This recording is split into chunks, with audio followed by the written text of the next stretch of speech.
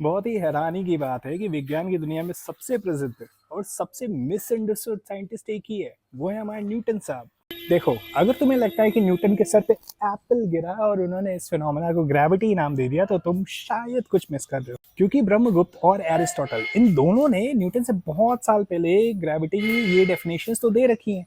तो फिर न्यूटन ने क्या नया किया? न्यूटन ने गिरते हुए उस सेब को देखा और सोचा कि व्हाट इफ ये जो आसमान में चांद टंगा हुआ है, इसके टंगे होने और एप्पल के गिरने के बीच में सेम लॉ काम कर रहा हो, यानी कि सेम मैथमेटिक इक्वेशंस है, हम दोनों को डिफाइन करें, चांद का टंगा होना और एप्पल का गिरना। अब आएगा ना मजा। तो न्यूटन ने इमेजिन करा कि क्या होगा अगर मैं इस सेब को फेंकूं। ये एक पैराबोलिक पाथ में कुछ दूर जाकर गिरेगा।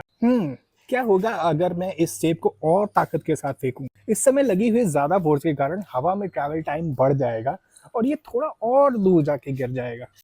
पर हमारी पृथ्वी भी गोल है, तो एक पॉइंट ऐसा आना चाहिए कि मेरी सेब की वेलोसिटी इतनी ज़्यादा हो जाए कि ये हमारी गोल पृथ्वी की सरफेस को मिस कर जाए। यानी कि सेब गिरना तो चाहता है पर नीचे पृथ्वी की ज़मीन ही नहीं है।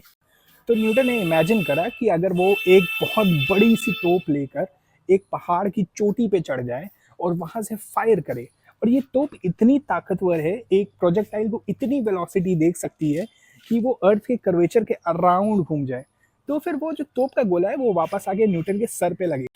इसी थॉट एक्सपेरिमेंट को हम न्यूटन स्कैनर कहते हैं, और इसकी मदद से न्यूटन ने निकाली पृथ्वी की ऑर्बिटल वेलोसिटी। यानी कि अगर कोई प्रोजेक्टाइल इस वेलोसिटी से कम पे ट्रैवल कर रहा है तो पृथ्वी की सरफेस को टच करेगा, अदरवाइज वो उसे गोल चक्कर लगाएगा, जैसे कि चांद लगाता है। हाँ, पर शायद पहाड़ की ऊंचाई से ज्यादा ऊंची जगह हमें चाहिए इस तोप को फायर करने के लिए, क्योंकि पहाड़ की ऊंचाई पे एटमॉस्फेरिक ड्रैग यानी हवा का जो घर्षण है हमारे प्रोजेक्टाइल की वेलोसिटी कम कर देगा, जिससे वो प्रोजेक्टाइल नीचे गिर जाएगा और एक कंप्लीट ऑर्बिट नहीं बन सकेगा।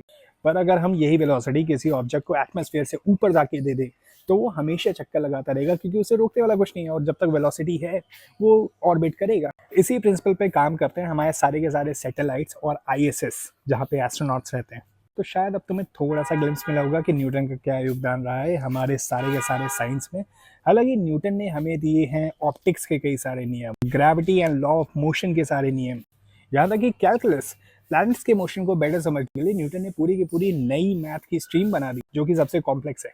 और नेक्स्ट टाइम हम बात करेंगे आइंस्टाइन के बारे में, जिन्होंने कहा ग्रेविटी वाइटी सब बकवास है। तो सेब खाते हुए शेयर कर दो ये वीडियो अपने दोस्तों के साथ।